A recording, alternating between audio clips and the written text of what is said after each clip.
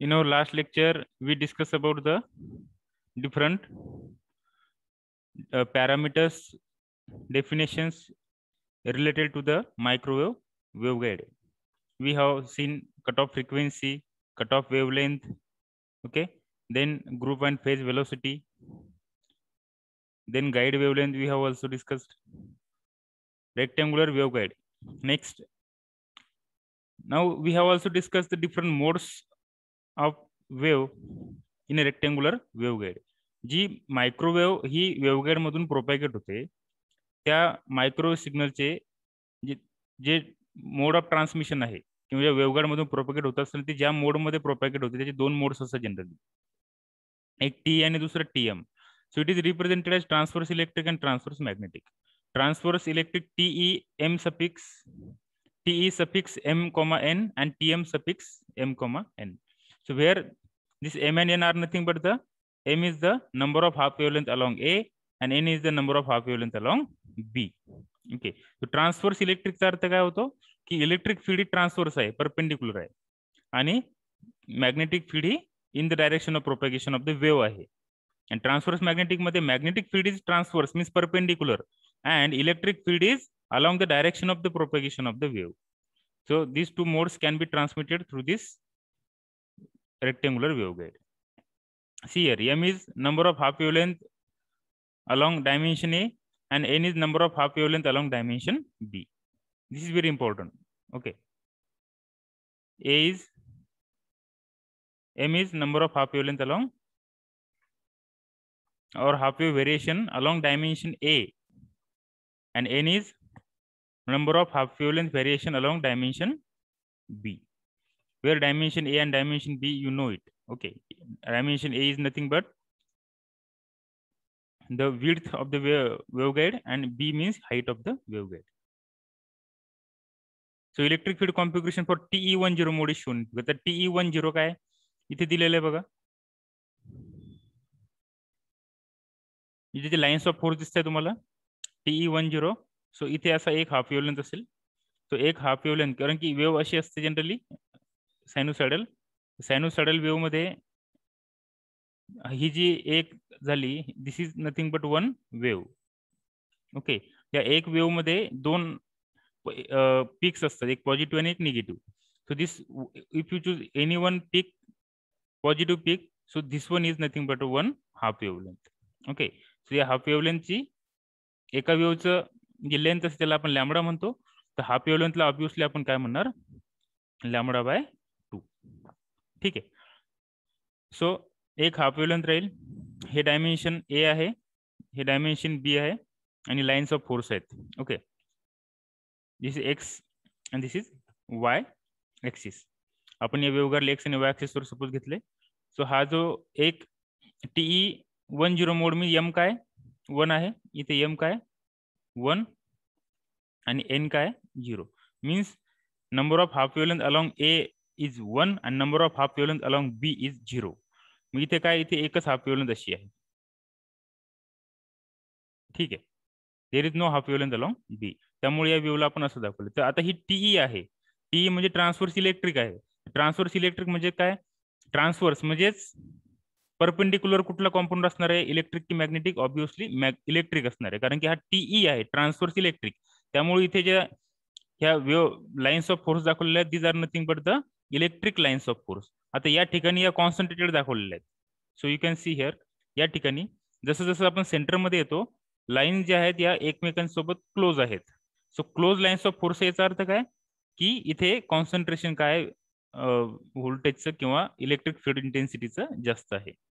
So here concentration of electric field is more at the center, and as we move away from the center or the wave move away from the center, then its amplitude gets decreases.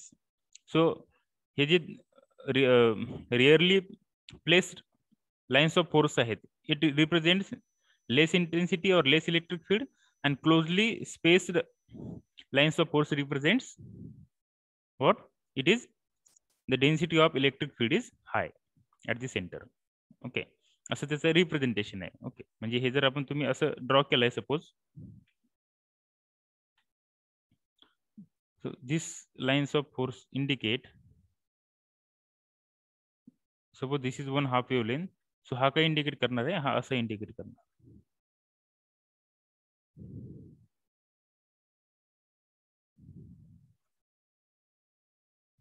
Okay, so this peak means maximum amplitude. Maximum अँप्लिट्यूडला आपण जर असं represent केलं lines of force मध्ये, तर ते closely space राहतील. जसं जसं अँप्लिट्यूड कमी होत जातं तसं त्या रेअरली किंवा दूर दूर एकमेकांच्या प्लेस केलेले राहतील. So these are nothing but the representation. So electric field changes in y direction and its half wave intensity changes in x direction. आता इलेक्ट्रिक फील्ड कशी चेंज होते, y डायरेक्शन ने चेंज होते. Electric field intense x tends in y direction ते extend होते, and its half wave intensity changes in x direction. त्याची half wave intensity कशी होते, एक्स डायरेक्शन चेंज होते, सेंटर मध्ये जास्त असते, आणि as we move from the centre of this wave guide then it decreases. Then hence m is equal to 1 and n is equal to 0 असते. So TE m, 0 मोड. तर आता m ची value कितीही असू शकते, नॉट नेसेसरी की m हा 1च असेल, किंवा n ची व्हॅल्यू पण कितीही असू शकते, नॉट नेसेसरी की तो 1च असेल.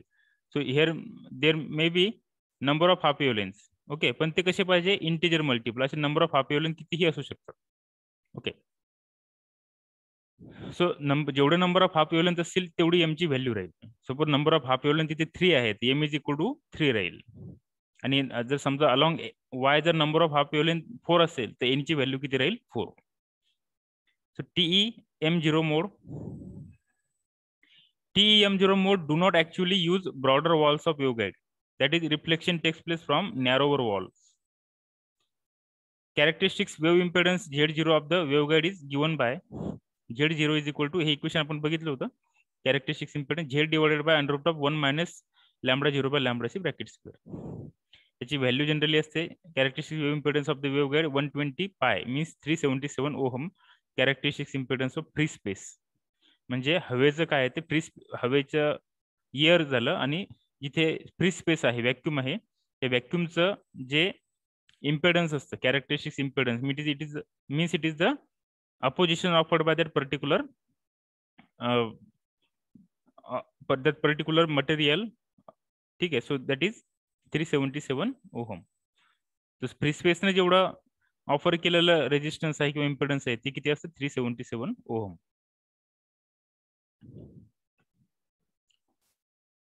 Now we can observe the following equation, that the free space wavelength lambda 0 approaches the cutoff wavelength lambda c. Z0 becomes infinity. Cutoff wavelength for TE M0 mode is given by, if you put, आता हे equation पण आपण discuss केलेलं आहे last लेक्चरला, हे कसं आलं आपण बघितलं होतं. It comes from the cut off frequency.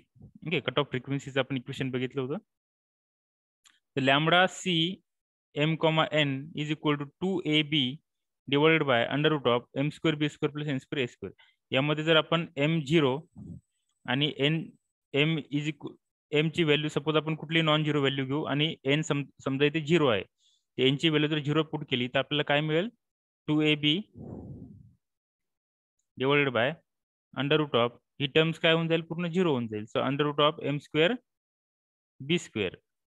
So under root of m square b square बाहेर आल्यावर काय होईल, mb. So 2ab divided by mb. Okay, so b will get cancelled. So what remains, 2a by m. 2a by m. So lambda c m comma 0 is equal to 2a by m. ठीक आहे, मग आता इथे m ची value जर 1 असेल तर, suppose we pick the value of m is equal to 1 here, means number of half wavelength along a is 1. So lambda c of 1 comma 0 is equal to, इथे m is equal to 1 असेल तर ही काय राहील, 2a. Okay, so here it is given lambda c of 1 comma 0 2a, and that is called as the cutoff wavelength. म्हणजे cut off wavelength जी असते ती maximum असते, म्हणजे maximum wavelength that can be propagated through the waveguide. त्याच्यापेक्षा जास्त जर wavelength असेल तर त्या वेवगाईड मधून प्रोपॅगेट होऊ शकत नाही. म्हणजे आता समजा ही वेवगाईड आहे, या वेवगाईड मध्ये ही मॅक्सिमम वेवलेंथ आहे, हाफ वेवलेंथ. ओके, जर यापेक्षा जास्त वेवलेंथ असेल एवढी, तर ती त्या वेव्हगाईड मधून नाही जाऊ शकत. तर मग ही जी मॅक्सिमम वेव्हलेंथ असते, ते मॅक्सिमम वेव्हलेंथला आपण म्हणतो कट ऑफ वेव्हलेंथ, आणि त्याची व्हॅल्यू किती असते 2a. तर 2a पेक्षा जास्त व्हॅल्यू आपल्याला मिळणार नाही. 2a is the maximum value. तुम्ही कुठल्याही व्हॅल्यू घ्या, एम आणि एनच्या कुठल्याही व्हॅल्यू घ्या, तुम्हाला 2a पेक्षा जास्त व्हॅल्यू नाही मिळणार. ओके, सो 2a ही काय झाली, maximum cut off wavelength. Cut off wavelength is always maximum, remember this. Okay, आणि we get maximum wavelength, that is cut off wavelength, at which condition m is equal to 1 and n is equal to 0, and that mode is called as dominant mode. त्यामुळे त्या मोडला काय म्हणतात, dominant mode. So see here, the TEMN mode, cut off wavelength for TEMN mode is given by हे equation आहे, general equation. This is the general equation.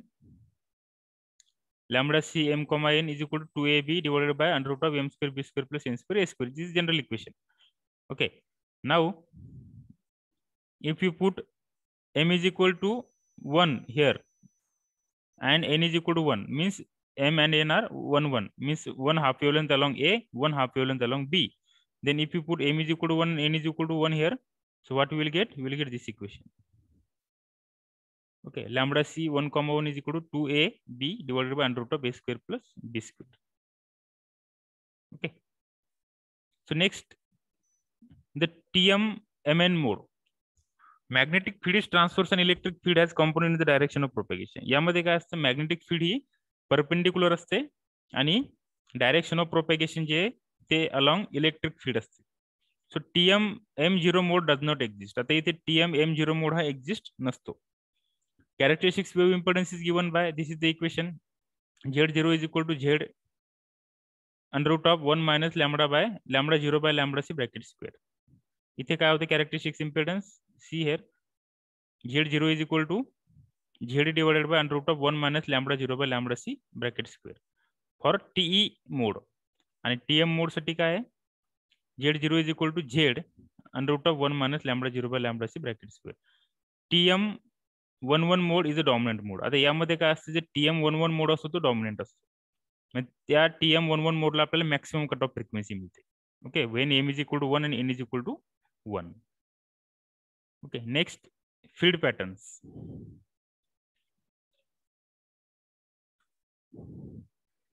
Electric and magnetic feed patterns for TE10, TE20 and TE11 mode are as shown in figure.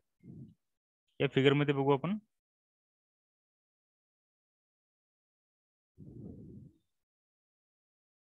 So here you remember this continuous line जी है, broader line, it represents electric line, electric field lines. Here it is shown, and dotted line represents magnetic field line. Okay, so electric field lines is shown by broader line and magnetic field line shown by dotted line. So this is, here you can see, this is side view, this one is top, and this one is also top view. Okay, this is for TE10 mode, this is for TE20 mode. आता यामध्ये तुम्हाला काय observe होतं बघा, मी already तुम्हाला मागच्या lecture मध्ये सांगितलेलं होतं की magnetic lines of force are nothing but a circular in nature, आणि electric lines are lines of force. Okay, electric field are nothing but lines of force and magnetic fields are nothing but circular in nature. तर इथे जे दिसते तुम्हाला top view नी, see here, इथे suppose हा side view आहे आणि इथे हा टॉप व्ह्यू आहे. ठीक आहे, आणि हा ही साइड आहे आणि हा टॉप आहे, ही इकडल्या साइडची साइड आणि वरचा टॉप आहे. हा बी आहे आणि हा ए आहे. ओके, हा ए म्हणजे ही जी दिसते आपल्याला ही फ्रंट साइड आहे, दिसून is a front side. Okay, आणि हा बी आहे. सो वेव्ह दिसताना आपल्याला कशी दिसणार बघा, at the centre lines of force are concentrated, and जसं आपण सेंटर पासून दूर दूर जातो लाइन्स ऑफ फोर्स रेअर होत जातात. कशा होत जातात लाइन्स ऑफ फोर्सच्या, रेअर होत जातात. Okay, so this is for T10 मोड. मग अलॉंग ए किती हे राहतील? अलॉंग ए एकच हाफ वेवलेंथ राहील. ठीक आहे. आणि along b there is no half wavelength. ठीक आहे, this is the front view. त्यानंतर हा साइड व्ह्यू. साइड व्ह्यू मध्ये पण काय राहील इथे बघा, इथे दिसते तुम्हाला एक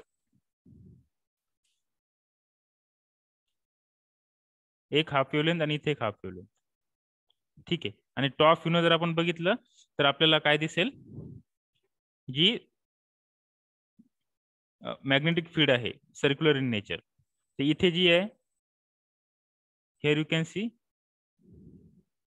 1 हाफ वेवलेंथ.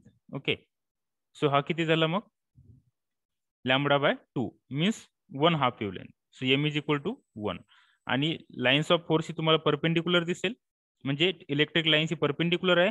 आणि along the direction of propagation means this one, suppose इकडे वेव्ह ट्रान्सफर होते, तर ती along the direction of propagation कुठली वेव्ह आहे? Magnetic wave. This is circular in nature. Okay, then for T20 mode. आता T20 mode साठी काय आहे? This is top view. The 20 mode आहे, हा टॉप आहे, हा साइड व्ह्यू, साइड आहे इथली, आणि हा जो आपण बघतोय तो फ्रंट व्ह्यू आहे. म्हणजे आता ही वेव्हगाईड जर असेल इथे, ही वेव्हगाईड अशी रेक्टँग्युलर वेव्हगाईड आहे, तर आपण हे जे बघतोय म्हणजे काय बघतोय आपण? ही साइड बघतोय, या साइडची. Okay, top view, sorry front view त्याचा. ओके, सो फ्रंट व्ह्यू मध्ये किती वेव्ह आहे ते बघा. किती हाफ वेवलेंथ आहे? 2 हाफ वेवलेंथ. बघा, दिस इज 1 हाफ वेवलेंथ इथपर्यंत, आणि ही दुसरी हाफ वेवलेंथ इथपर्यंत. So how many half wavelength along A? हा ए आहे, this is A. So how many half wavelength along A? 2. म्हणजे एम इज इक्वल टू किती आहे तिथे? 2. सो हे बघा, इथे एम इज इक्वल टू काय? 2. कारण की याला आपण कसं रिप्रेझेंट करतो जनरली? TE MN. मग इथे एम किती आहे? 2. 2 मीन्स व्हॉट? M2 आहे, म्हणजेच काय? Along A number of half wavelength 2 आहेत. आणि इथे नंबर ऑफ हाफ वेवलेंथ 2 म्हणजे इलेक्ट्रिक, हे ट्रान्सफर्स इलेक्ट्रिक आहे, म्हणजेच काय? सेंटरमध्ये इलेक्ट्रिक लाईन्स ऑफ फोर्स या काय राहतील? डेन्स राहतील. आणि जसं जसं आपण साईडला मूव्ह होतोय तसे त्या रेअर होत जातील. तर मी इथे पण बघा, कमी आहेत, रेअर आहेत, त्यानंतर इथे डेन्स झालेल्या आहेत, परत रेअर झाल्या, म्हणजे इथे एक हाफ वेवलेंथ आहे. त्यानंतर इथे रेअर होती, परत डेन्स झाली, परत रेअर झाला, म्हणजे इथे पण एक हाफ वेवलेंथ आहे. म्हणजे याचा अर्थ इथे 2 हाफ वेवलेंथ आहे. म्हणजेच अलॉंग ए 2 हाफ वेवलेंथ, म्हणजे एम ची व्हॅल्यू 2 आहे. ओके, आणि जर आपण याचा साइड व्ह्यू बघितला तर आपल्याला असं दिसेल बघा, इथे एक हाफ वेवलेंथ, इथे एक हाफ. साइड व्ह्यूने मल्टिपल हे असतील, वेवलेंथ असतील. ओके, कारण की आपण अलॉंग ए बघायचं आपल्याला, साइडने किती वेवलेंथ आहे दॅट डझंट मॅटर. पण टॉपला आपण जेव्हा त्याला फ्रंट व्ह्यूला बघतोय, तर तिथे आपल्याला अलॉंग ए किती वेवलेंथ आहे दॅट इज अवर एम, आणि अलॉंग बी किती आहे दॅट इज अवर एन. ठीक आहे, so here this is top view. आता याला वरतून बघतो समजा आपण वेव्हगाईडला, तर इथे बघा, हा एक मॅग्नेटिक लाईन्स ऑफ फोर्स एक हाफ वेवलेंथ आहे, आणि हा एक दुसरा हाफ वेवलेंथ आहे. ठीक आहे, म्हणजे या along the direction of propagation आहे. Along the direction of propagation ही मॅग्नेटिक फील्ड आहे, आणि परपेंडिक्युलर ट्रान्सवर्स कुठली फील्ड आहे? इलेक्ट्रिक फील्ड आहे. Okay, so there n is equal to 0 means there is no half wavelength along B. B चे along half wavelength नाहीये, त्यामुळे इथे एन काय? 0 आहे. हा टॉप व्ह्यू आहे. Okay, next, now here TE11 मोड. आता 11 मोड मध्ये काय आहे की अलॉंग ए पण एक हाफ वेवलेंथ आहे, आणि अलॉंग बी पण एक हाफ वेवलेंथ आहे. आता बघा, here you can see m is equal to 1 and n is equal to also 1. Means number of half wavelength along A. आता हा ए आहे, हे जे डायमेन्शन आहे आपलं, हे ए आहे, आणि हे जे डायमेन्शन आहे this is B dimension. Okay. So बघा ही ही जी वेव दिसते ही 1 क्वार्टर आहे आणि ही दिसते ही 1 क्वार्टर आहे. So 1 quarter means lambda by 4. So 1 quarter plus 1 quarter is equal to 1 half. 1 quarter plus 1 quarter is 1 half. Lambda by 4 plus lambda by 4 is equal to lambda by 2. म्हणजेच काय किती हाफ वेव्हलेंथ येते 1 along ए आणि along बी किती आहे बघा. Along बी पण इथे दिलेले 1 क्वार्टर या साईडनं आणि 1 क्वार्टर या साईडला. ओके. बघ इथे अलॉंग बी. ठीक आहे. Along B. बी म्हणजे या डायरेक्शनला ही एक क्वार्टर या साईडला आणि ही एक क्वार्टर या साईडला. So 1 quarter plus 1 quarter is equal to half.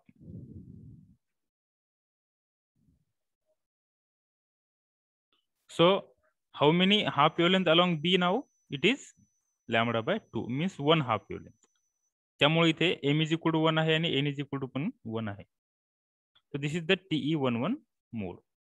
आणि जर आपण याला टॉप व्ह्यूने बघितलं सेक्शन ए आणि ए डॅशला टॉप व्ह्यूने जर बघितलं तर आपल्याला असे सर्क्युलर व्हर्ल्व्ह्यूल सारखे डिझाईन दिसते. and that is nothing but a magnetic field that is along the direction of propagation. So these are called as field patterns. Okay. Next, see here, electric field exists only at the right angle to the direction of propagation. TE10 mode मध्ये काय असते electric field ही right angle to the direction of propagation. त्यानंतर magnetic field has a component in the direction of propagation. Electric field exist only at right angle. हे खूप महत्वाचं. Right angle म्हणजेच transverse म्हणजेच perpendicular to the direction of propagation आणि magnetic field has a component in the direction of propagation. Okay. म्हणजे हा transverse आहे, हा electric. Okay.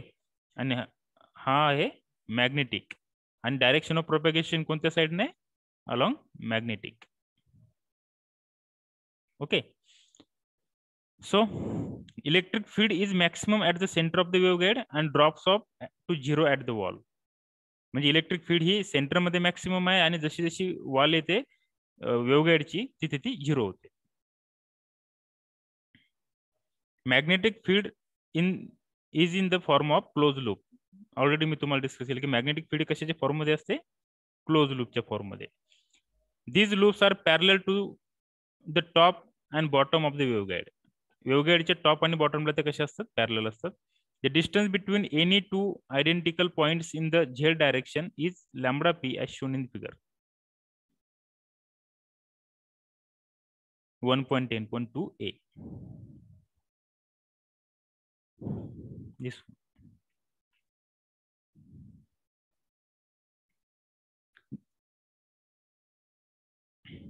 the distance between any two identical point in z direction is lambda p. This one lambda p by 2 because त्याला आपण काय म्हणतो parallel wavelength. आता TE20 मोड मध्ये काय असते ह्या आपण ज्या फीड पॅटर्न्स इथे बघितले त्याचं हे एक्सप्लेनेशन आहे. ओके. आता इथे फीड पॅटर्न जी आहे TE20 दिस वन या TE20 चं एक्सप्लेनेशन इथे दिलेलं आहे. Electric field exist only at right angle to the direction of propagation. Okay. Electric field is right angle to the direction of propagation. Magnetic field has a component in the direction of propagation. Electric field is maximum at the center of the waveguide and drops off at zero at the walls of the waveguide. Same आहे. Magnetic field in the form of closed loop. Same आहे. जसं अगोदर आपण बघितलं तेच आहे. These loops are parallel to the top and bottom of the waveguide. It is also same. आता इथे हा पॉइंट चेंज आहे. There are two half wave variations of electric and magnetic in XY plane as shown in figure. आता हे magnetic याचे पण magnetic लाईनचे पण इथे 2 हाफ वेव्हलेंथ आहे आणि इलेक्ट्रिकलचे पण इथे 2 हाफ वेव्हलेंथ आहे. हे आपण अगोदर बघितलंय. ओके. सो इथे m काय आहे 2 आहे या केसमध्ये. इथे m1 आहे, m हा 1 आहे आणि इथे m हा 2 आहे. ठीक आहे. Then next TE11 mode. In this mode, electric field looks like cobwebs in the corners of the waveguide. There is one half wave change of electric field intensity both in x and y axis, with maximum electric intensity at the center as shown in figure. Magnetic field is in the form of closed loop. हे जे दिसते ही magnetic field आहे. Okay, and it is in the form of closed loop, and these are the lines of force. Okay, electric lines of force. So this is all about the field pattern. You can also see the field patterns here.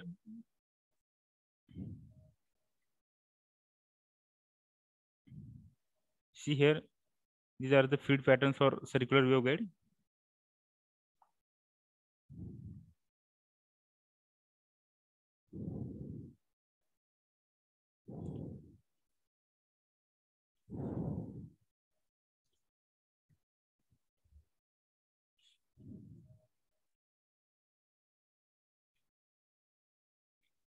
हे असं असतं generally ते TE10 मोड मध्ये एक half wavelength असते, TE20 मध्ये 2 half wavelength असतात. Half wavelength may be positive, may be negative. Okay, so इथे जर सपोज अशी हाफ वेव्हलेंथ असेल तर सेंटर मध्ये काय होते, त्या क्लोजली स्पेस असतात. जसं आपण दूर जातो सेंटर पासून वॉल वेव्हगाईडच्या वॉल पर्यंत ते रेअर होत जातात. आणि इथे पण बघा, इथे सेंटर मध्ये डेन्स असते आणि साईडला त्या रेअर असतात. आणि इथे upward arrow indicates this is positive peak and downward arrow represent it is negative peak, like this. So here T is m is equal to 2. या केस मध्ये m is equal to म्हणजे TE20 आणि इथे m is equal to 1 म्हणजे TE10 मोड आहे.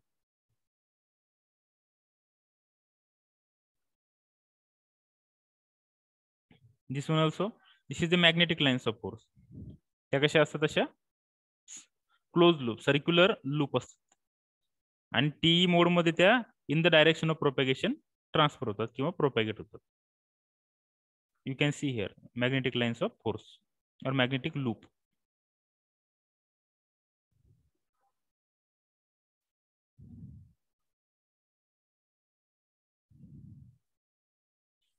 इथे पण बघू शकता मॅग्नेटिक फील्ड्स या अशा असतात आणि electric lines of force. This is magnetic lines of force actually circular.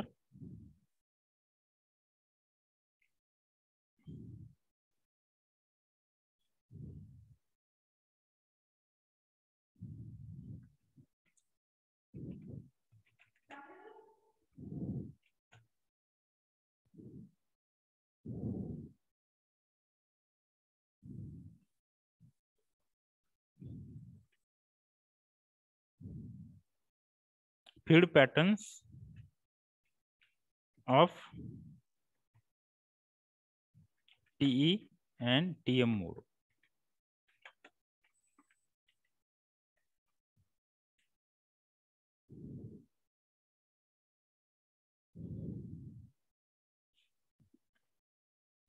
Here also you can see the field patterns.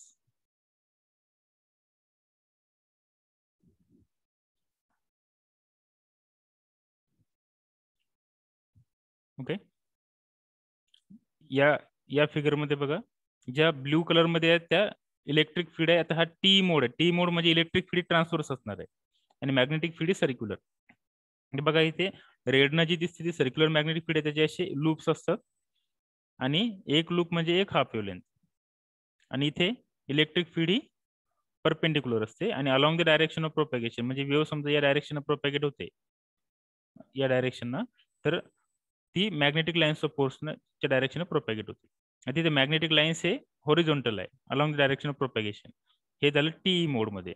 आता ही जी केस आहे TM मोड, इथे मॅग्नेटिक फील्ड परपेंडिक्युलर राहणार. आता इथे बघा, ही इथे अशी होती, आता इथे ही अशी झाली आहे. ओके, परपेंडिक्युलर झाली. You can see the difference. Okay, हे इथल्या magnetic lines of force loop मध्ये आणि इथल्या बघा, ही along the direction of propagation आहे, parallel to the direction of propagation आहे आणि ही इथे मॅग्नेटिक लाईन्स जी लूप आहे ते perpendicular to the direction of propagation आहे. आणि इथे इलेक्ट्रिक लाईन्स या अशा ट्रान्सफर्स होत्या, इथे इलेक्ट्रिक लाईन्स या along the direction of propagation. Okay, so this is the difference in T and TM mode.